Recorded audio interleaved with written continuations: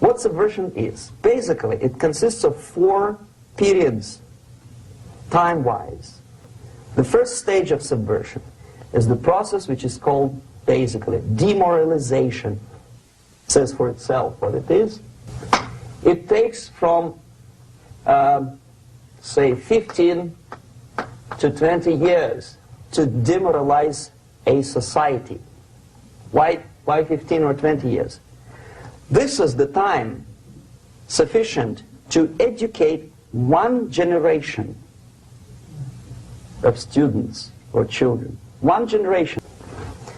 So, on the stage of demoralization, obviously there are tendencies in each society, in each country, which are going to opposite direction from the basic moral values and principles. To take advantage of these movements, to capitalize on them, is the main purpose of the originator of subversion. So we have religion, we have education, we have social life, we have power structure, we have labor relations, unions, and finally we have law and order. Okay? These are the areas of application of subversion. What it means exactly? In case of religion, destroy it, ridicule it, replace it with various sects, cults, which bring people's attention, faith, whether it is naive, primitive, doesn't really matter.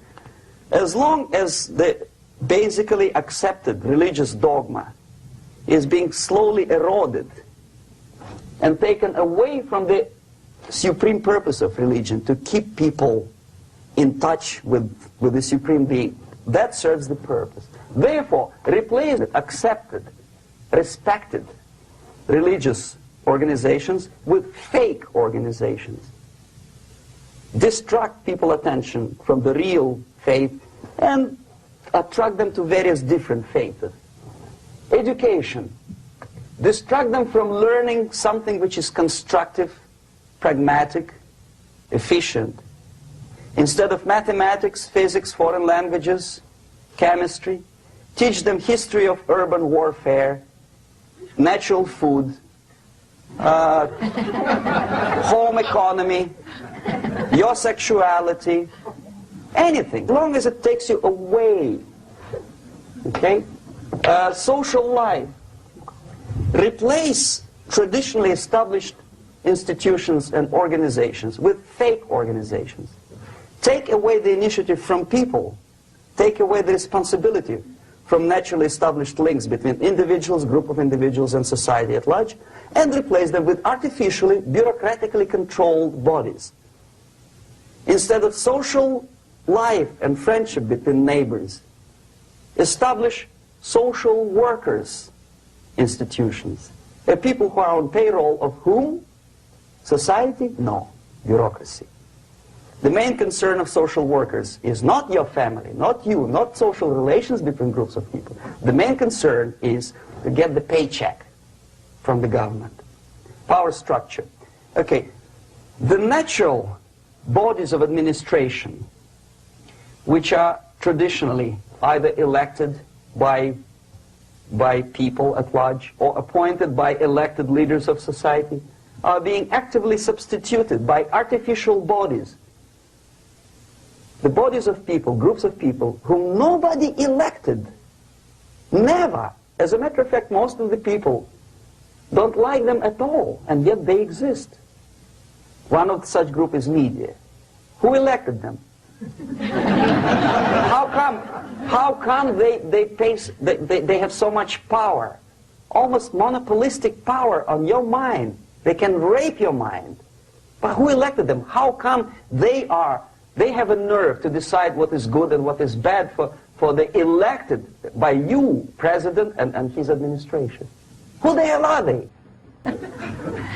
Power structure slowly is eroded by the bodies and groups of people who do not have neither qualification nor the will of people to keep them in power, and yet they do have power. Okay. Together with that, there is another process. Law enforcement, law and order organization and structure is being eroded. For the last 20, 25 years, if you see old movies and new movies, you can see that in new movies, a policeman, an officer of the United States Army looks dumb, angry, psychotic, paranoid. A criminal looks nice, kind of, well, he smokes hash and shoots the whatever drug, but basically he's a nice human being. He's creative. And he's unproductive only because society oppresses him. Whereby a general of Pentagon is always, by definition, a war maniac. A policeman is a pig, rude policeman. He abuses his power. You know? A generalization like that. The hatred, the mistrust to the people who are supposed to protect you and enforce law and order. Moral relativity. The Angelo Buono process lasted 2 years in Los Angeles. Relativity. The Angelo Buono process lasted 2 years in Los Angeles. And yet there are still some lawyers who say, look, he's a nice character, as a matter of fact. There was some witness who said, also a criminal, who said, well, he's a nice guy. I asked him one day to burn a house of my enemy, and he wouldn't do it. He's a nice fella. Erosion. A slow substitution of basic moral principles, whereby a criminal is not a criminal, actually. He's a defendant. Even if his guilt is proven, there is still a doubt. To kill or not to kill, to be or not to be. Thou shalt not kill, yes. But this line may not necessarily be applicable to a murderer. Thou shalt not murder. That should be the presumption, not that thou shalt not kill. Okay, labor relations. At this stage, within 15 to 20 years, we destroy the traditionally established links of bargaining between employer and employee. The classical Marxist-Leninist theory of natural exchange of goods. Person A has 5 sacks of grain and person B has 5 pairs of shoes. And the natural exchange without money is when they bargain between each other. And only with the introduction of the third force, C, an entirely third foreign stranger who says, no, don't give him 5 sacks of grain, give it to me, and you give me your 5 pairs of shoes, and I will distribute it accordingly, so that the economy will go. This is the death of natural exchange, death of natural bargaining. Well, trade unions were established 100 years ago. The objective was to improve working conditions and to protect the rights of workers from those employers who were abusing their right because they had more money. Objectively, at that time, initially, the trade union movement did work. What we see now is that the bargaining process is no longer resulting in the compromise, which is leading objectively to betterment of working conditions and increase of salary. What we see is that after each prolonged strike, the workers lose. Even if they have 10% increase of their salaries, they cannot catch up due to inflation and due to missed time. More than that, millions of people suffer from that strike because economy now is interdependent. It's intertwined like one body. If previously steel workers, say 100 years ago, could strike and nobody would suffer, now it's impossible anymore. If a garbage collector strikes today, the rest of the multi-million city is stinking. I mean, there's no more service. In Quebec, for example, we had the electricians who were on strike in the middle of winter. You can freeze your bottom, and they still were on strike. Did they catch up with the salary? No, they lost. Who benefited? The leaders of trade unions. What is the motivation for strike? Improving of a workers' condition? No, obviously it's not. Then what is it? Ideology. To prove to these capitalists And the obedient horde of workers, like sheep, follow these people. And they cannot disobey. Why? Because if they do, you know what happens to them. Pickets, murders, shooting truck drivers by picketers. In Montreal, for example, I saw with my own eyes when I was correspondent of CBC, International, Canadian Broadcasting Corporation, when the workers of aircraft factory destroyed computers and the equipment in the factory. And the administration employed strike breakers. Their cars were turned upside down and burned. Their houses were burned. Their kids were intimidated. And some victims were there. Of that you can be sure. Why? To improve conditions of workers? No. Ideology. Okay, so this is what happens basically. It may or may not happen without the help of the Soviet Union. But the natural tendencies are being greatly taken advantage of and capitalized by the Soviet propaganda systems. How? Whenever trade union strikes, we have influx of propaganda, mass media, ideological dissemination. The workers' right, and we repeat it like parrots. Yes, workers' right. Whose rights? Workers? No. The only freedom of worker to sell his labor according to his own desire and will is taken away from him. By whom? By trade union boss. Unlimited power is given. Responsibility. I want to sell my labor not for $2.50 an hour, but for $2. I don't have right. My freedom is denied to me. I know that if I sell my work for $2 an hour, not for $3 an hour, I will compete better with the other guy who is lazy and more greedy. I don't need $3. I need only $2. No, I was made to believe by media, by business, by advertising agencies that I need more and more and more. Have you ever heard any advertising on TV to consume less? No. No way. Whether you need a six-cylinder car or not, you have to buy it. And hurry up.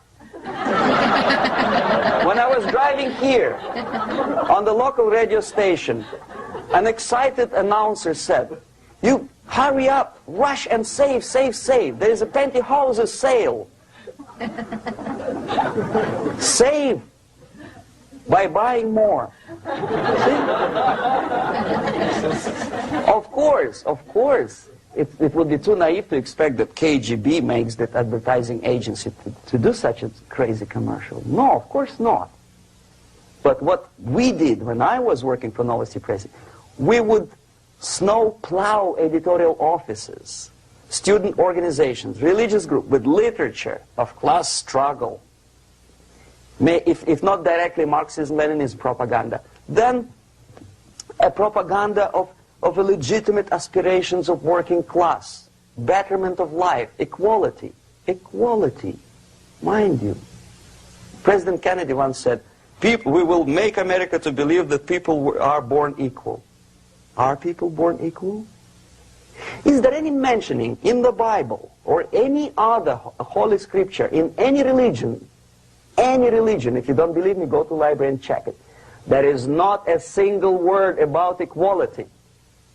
Just the opposite.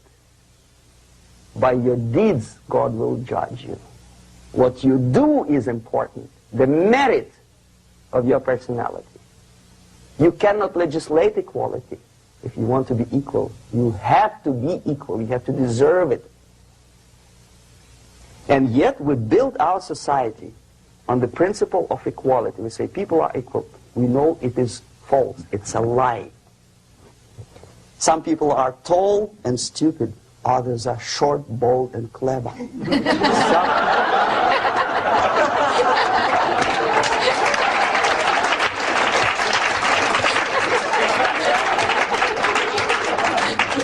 If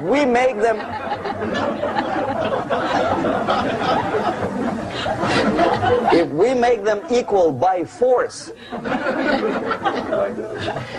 if we put the principle of equality in the basis of our socio-political structure, it's the same thing as building a house on sand.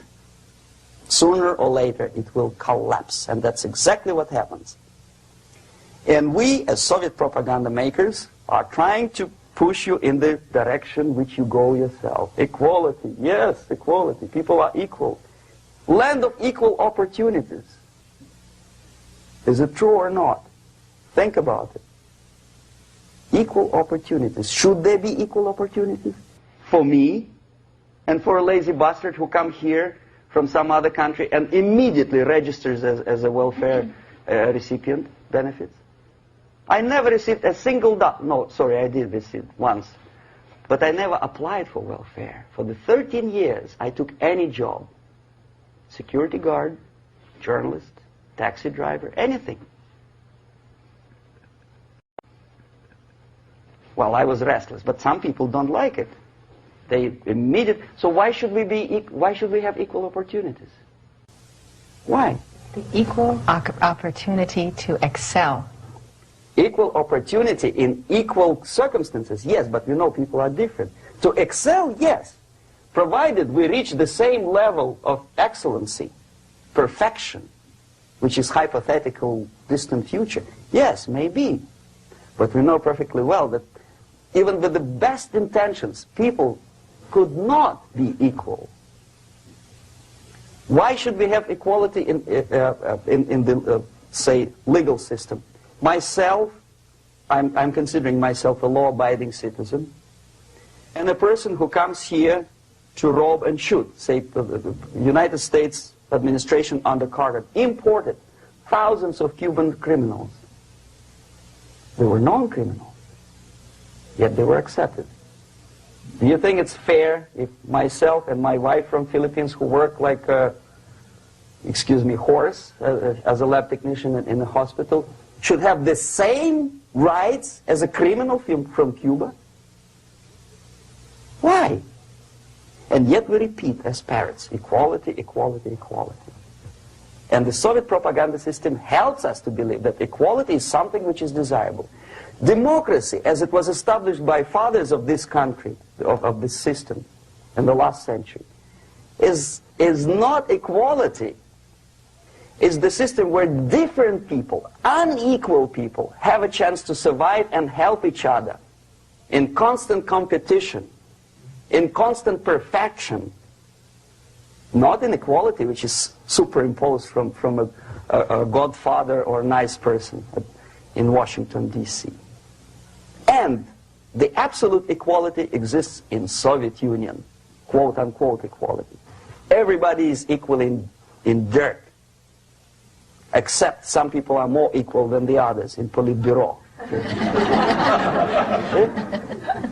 So, the moment you bring a country to the point of almost total demoralization, when nothing works anymore, when you are not sure whether it is right or wrong, good and bad, but there's no division between evil and good, when even the leaders of church sometimes say, well, violence for the sake of justice, especially social justice, is justified in the countries like Nicaragua, El Salvador, well, maybe Rhodesia, and we listen to them and say, yeah, probably it's true. Is it true? No, it is not true. Violence is not justified, especially for the sake of quote-unquote social justice introduced by Marxist-Leninists, that is my former colleagues from Novosti Press Agency. Okay, so we reached that point.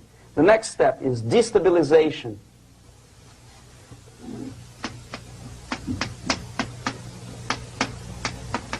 Again, this word says for itself what it is. To destabilize all the relations, all the accepted institutions and organizations in a country of your enemy. How you do it?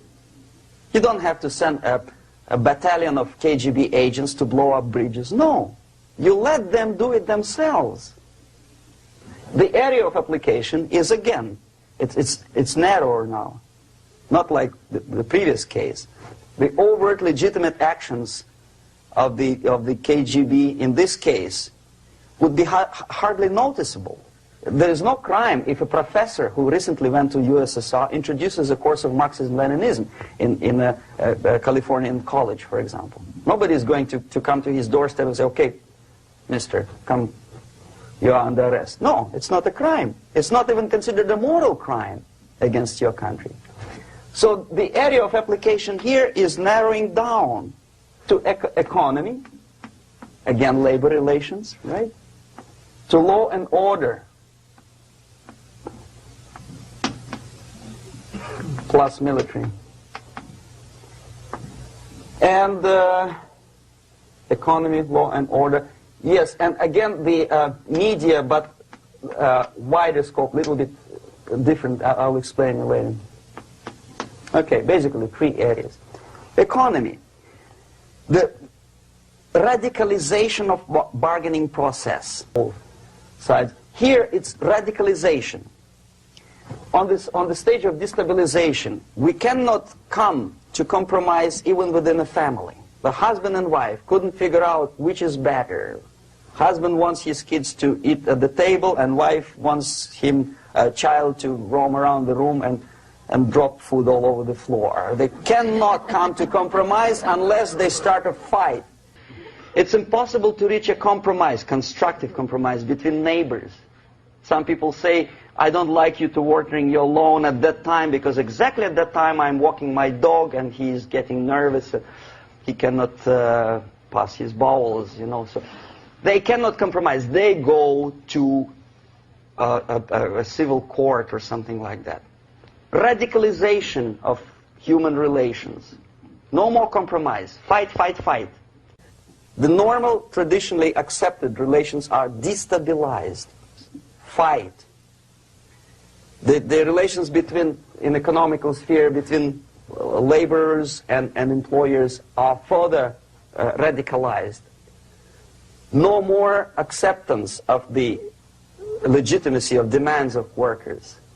Unlike Japanese, with the theory Z, if you ever heard about it, where the workers are involved in the decision-making process, therefore they don't have moral incentive to fight their bosses. In the United States, it's just the opposite.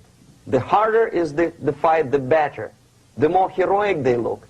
When you see, the violent clashes between passengers, picketers, and the strikers are presented as something normal. 10, 15, 20 years ago, we would be angry, say, why so much hatred? Today we are not. We say, well, it's commonplace. Radicalization, militarization sometimes.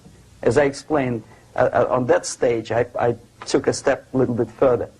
Shooting people. Okay, law and order now also is pushed into the area where previously people settled their differences peacefully and legitimately. Now we are getting, with this court cases, in the smallest irrelevant cases, we cannot solve our problems anymore. The society at large becomes more and more antagonistic between individuals, between groups of individuals, and the society at large. The media puts himself in the opposition to the society in general, at large. Separate, alienated. Okay? On that stage, you remember I was talking a couple of hours ago about the sleepers. That's when the students from, say, United States, if they are trained in Lumumba University, or developing nations, that's the students I was dealing with, are being sent back from the Soviet Union here. Or if they were already in the United States, in the country which is the object of subversion, they spring to action. The sleepers go up. They slept for 15 to 20 years. Now they become leaders of groups, preachers, I don't know, public figures. Prominently they actively include themselves in a political process. All of a sudden we see a homosexual. 15 years ago he did his dirty job and nobody cared. Now he makes it a political issue. He demands recognition, respect, human rights, and he rallies a large group of people. And there are violent clashes between him and police, his group and ordinary people, no matter what. It's black against white, yellows against green, doesn't matter. where the division line goes. As long as this group come into antagonistic clash, sometimes militantly, sometimes with firearms, that is destabilization process. The sleepers, many of whom are simply KGB agents, become leaders of the process of destabilization. Doesn't mean that Comrade Andropov sends Comrade Ivanov to the United States. The person who takes care is already here. He is a respected citizen of the United States. Sometimes he gets money from various foundations for his legitimate struggle for, I don't know, human rights, women's rights, kid lib, prison lib, whatever. There are sympathetic Americans who donate their money to him. This stabilization process usually leads directly to the process of crisis. In case of developing nations, that's the area where I was active. The process starts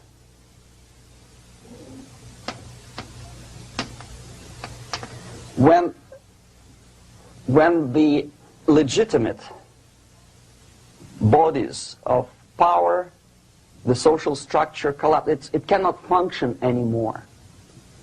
So instead, we have artificial body injected into society, such as non-elected committees. You remember I was talking about them here.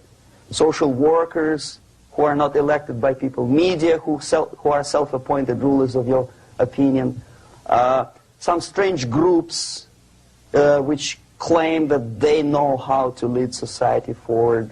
They don't usually. All they care is how to collect donations and sell their own concocted ideology, mixture of religion and ideology. Here, we have all this artificial body claiming power.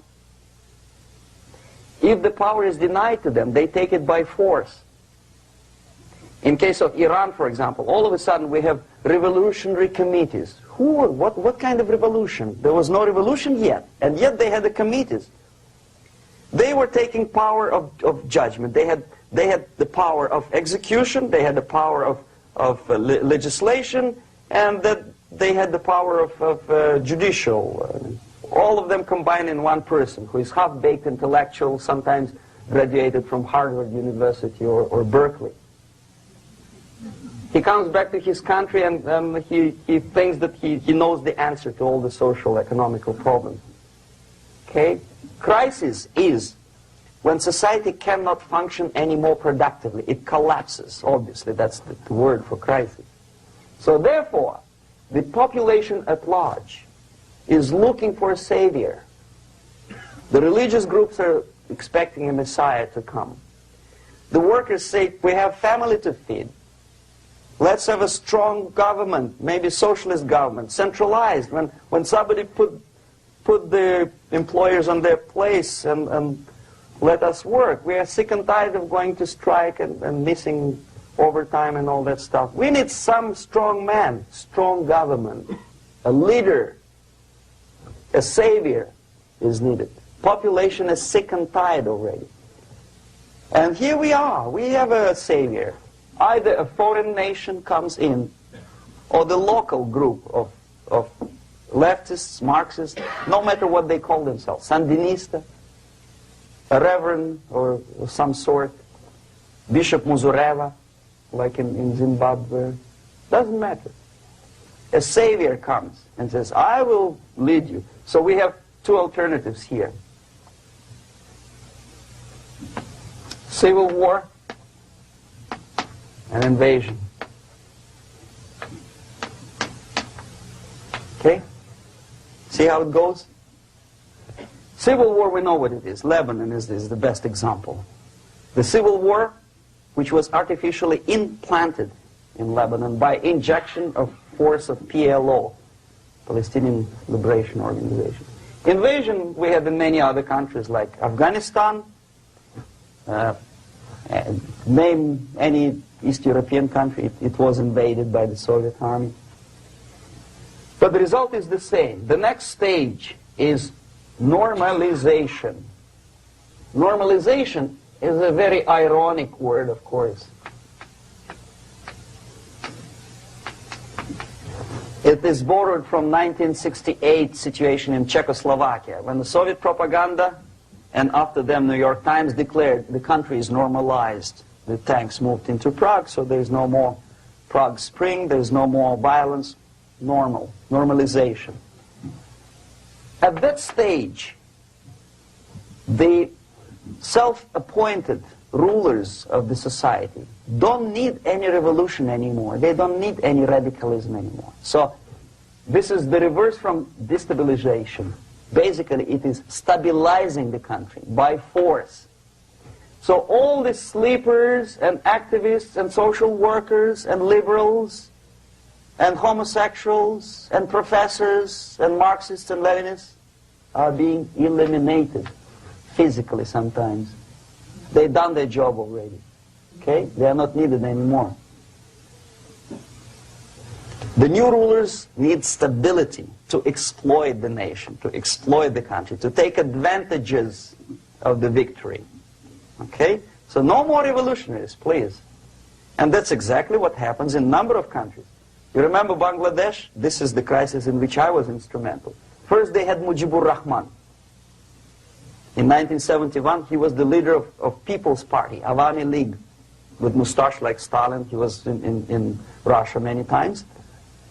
In 5 years, he was shot by his former colleagues, Marxists.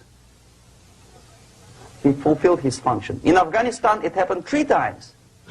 First there was Taraki, then there was Amin, now there's Babrak Karmal. They killed each other successively, one after another. The moment he fulfills his duty, the first one demoralized country, the second destabilized, the third one brought it to crisis. Goodbye, comrades. Babrak Karmal comes from Moscow and put into the seat of power. Same thing happened in Grenada recently. Maurice Bishop, Marxist, was killed by Austin, what's his name, General something, who was also a Marxist. Right? So no more revolutions, please. Normalization now.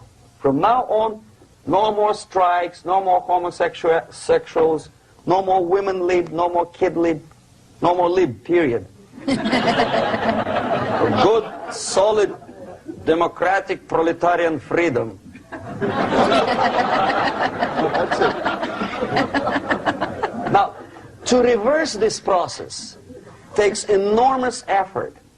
When today, United States had to invade Grenada to reverse the process of subversion. Some people say, boy, this is not good, it's not kosher to invade the beautiful country, island of Grenada. Well, why didn't you stop the process here, when Grenada was just approached by leftists? Why not to prevent Maurice Bishop to come in power in the first place? Did Grenadians want him? Very questionable. They didn't know who was Maurice Bishop in the first place. He came to power by coup d'etat himself. Okay? No, we let the situation develop further and further and further until the crisis and normalization very soon. And then the United States decided to invade country, discovering that the country was absolutely a military base for the Soviet Union. Of course it's a drastic measure. Of course it's a pity that Marine Corps had to lose, what, 17 lives. Very bad. Why not to stop the process before it comes to crisis? Oh no, intellectuals will not let you. It's interference into domestic affairs. They're very careful not to let American administration to interfere in domestic affairs of Latin American countries. They don't mind Soviet Union interfere in these affairs. Okay. So to reverse this process, from here, it takes only and always military force. No other force on earth can reverse this process at this point. At this point, it does not take military invasion of the United States Army. It takes strong action, like in Chile. A CIA covert involvement to prevent the savior from outside to come into power and to stabilize country before it erupts into civil war. Stabilize country before it erupts into civil war. Okay? Support the right-wing conservative forces. By money, by crooks or love, doesn't matter. Stabilize the country. Don't let the crisis develop into civil war or invasion. Oh no, your liberals will say it's against the law The Congress will not appropriate money for covert actions of CIA. Why not? Should we wait till the normalization come and Soviet tanks land in Los Angeles airport? Now, at that point, at the point of destabilization, also the process could be reversed. Again, easily than this. No CIA involvement at this point. You know what it takes here? Restriction of some liberties for small groups which are self-declared enemies of the society. As simple as that. Oh no, the media and liberals will tell you this is against the American Constitution. How can we, by force, deny the civil rights to criminals, for example? It's not good. Okay? So we allow them to. Okay, if you allow the criminals to have civil rights, go on and bring the country to the crisis. This is a bloodless way to do. Curb the rights. I mean, not to put them in prison. No, I'm not talking about putting all the gays from San Francisco in the concentration camp. Do not allow them to take political force. Do not elect them to the seats of power, whether it is municipality level, state level, or federal level. It has to be beaten in the heads of American voters that a person like that in the seats of power is an enemy. Do not be afraid of this word. It is an enemy. If he is not an enemy here, he will be here. Later on, he will be shot, of course. But at this point, he is an enemy. Okay? You are doing great service by denying him a right to capitalize on his own crazy ideas and become a powerful man, a man who uses the seat of power. Restriction of certain freedoms and permissiveness at that point would prevent sliding into crisis and probably will return the process of destabilization. To curb unlimited power, monopolistic power of trade unions, here, at that point, would save economy from collapsing. To introduce a law to stop private companies of raping public opinion's mind in the direction of consumerism. No company must have a right to force you into buying more unless you want it. There must be a law. You want to advertise your car? Okay. But not a single mentioning of buying it now and saving money. It must be against the law to force people to consume more. Self-restraint. Previously, before this process started, the self-restraint was a business of church, religion. Because our preachers, the fathers of church, would tell us, material values are good, but it's not the prime function of human being.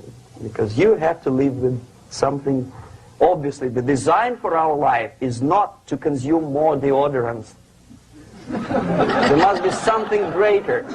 If such a complicated instrument as human body was created, obviously there must be some higher purpose for that. And it's very easy to avoid destabilization by denying the greedy companies one little freedom, one little liberty, forcing you into turning yourself into processors of unwanted products and goods. They turn you into machines, like the worm who there's inlet and outlet. So, and how long an average appliance lasts these days? Less than a year. Why? Where's workmanship? Oh, we want you to buy more. Okay. Destabilization process could be easily overcome if, as I say, the society, by its own will or after persuasion by the leaders, will come to the idea of self-restraint. It's so hard we want to consume more, but you have to. Unless you will come to this stage, when, as we say in Russia, if Sahara Desert ever becomes a communist state, there will be shortage of sand. So you have to curb your... You have to curb your expectations at this point before it's too late. But no, we don't want to do it. Demoralization process. Again, it's the easiest thing to reverse. First of all, by restricting import of propaganda. The easiest thing to do. Unlimited, unrestrained import of Soviet literature, Soviet journalists, giving Soviet propaganda and ideological agitators equal time on American TV network. It has to be stopped. And it's easy. They won't be offended, mind you. As a matter of fact, they will respect America more. But when my former colleague Vladimir Posner appears on Nightline and Ted Koppel asks him, well, Vladimir, what do you think about this and that? What can he think? He's an instrument of propaganda. He thinks what Comrade Andropov tells him to think. He's just a nice, articulate mouthpiece of the Soviet subversion system. And Ted Koppel makes you believe that my friend Vladimir Posner thinks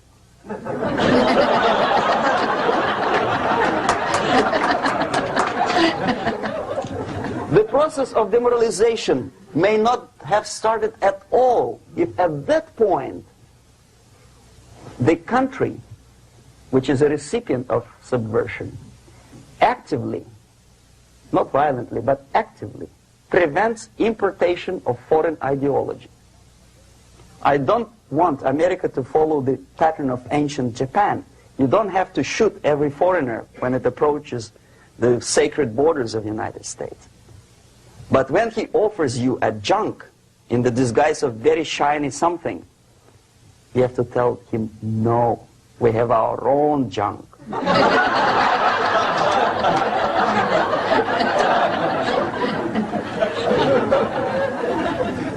If at that point the society is strong, brave, and conscientious enough to stop importation of ideas which are foreign, then the whole chain of events could be prevented. Recently I've been to the Philippines, and I was shocked how in big cities like Manila, children listen to deafening music.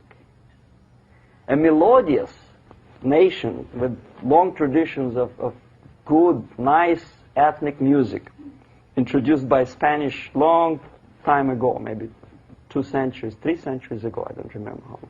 All of a sudden listen to musical garbage, blasting their radios at full blast, at full volume. Why?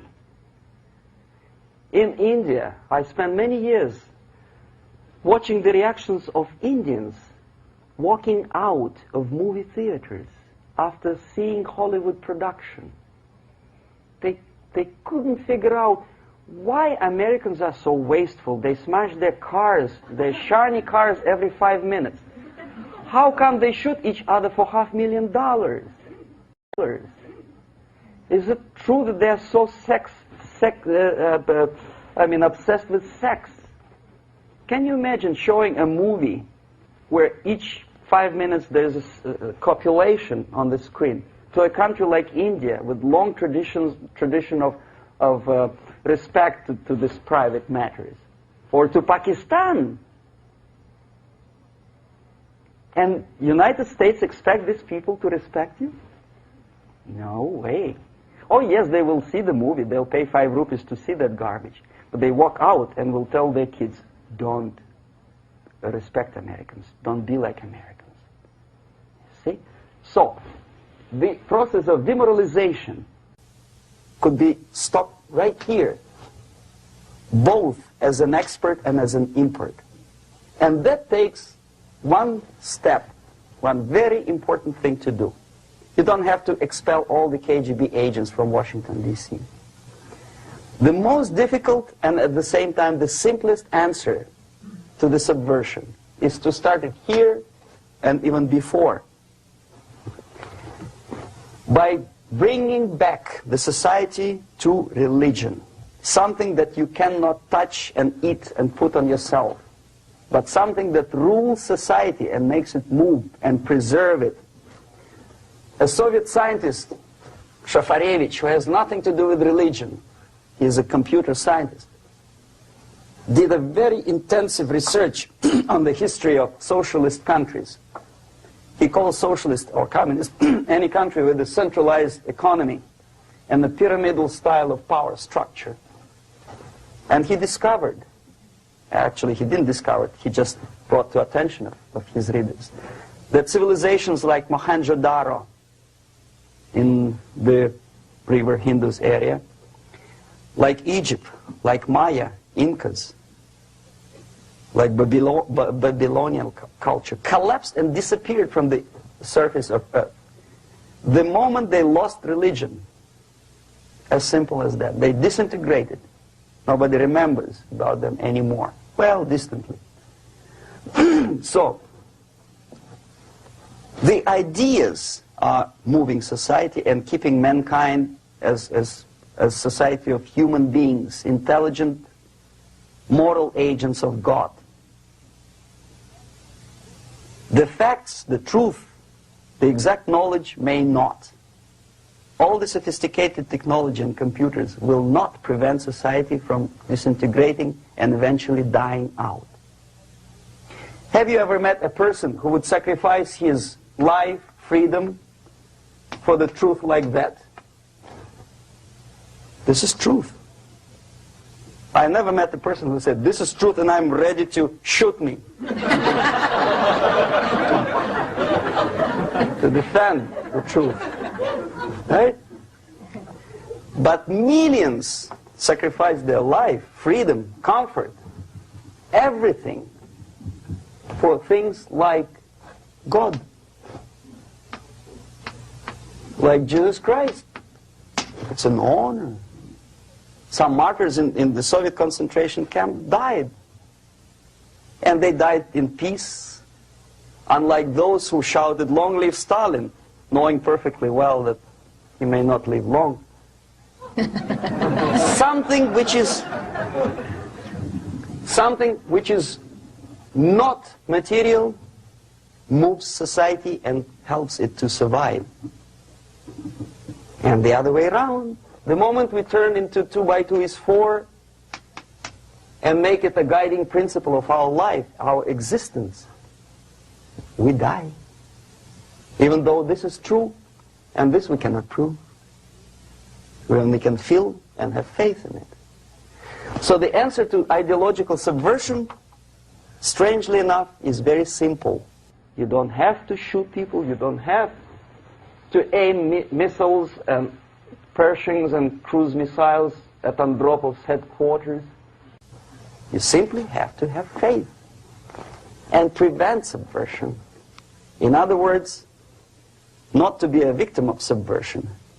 Don't try to be a person who in judo is trying to smash your enemy and being caught by your hand. Don't strike like that.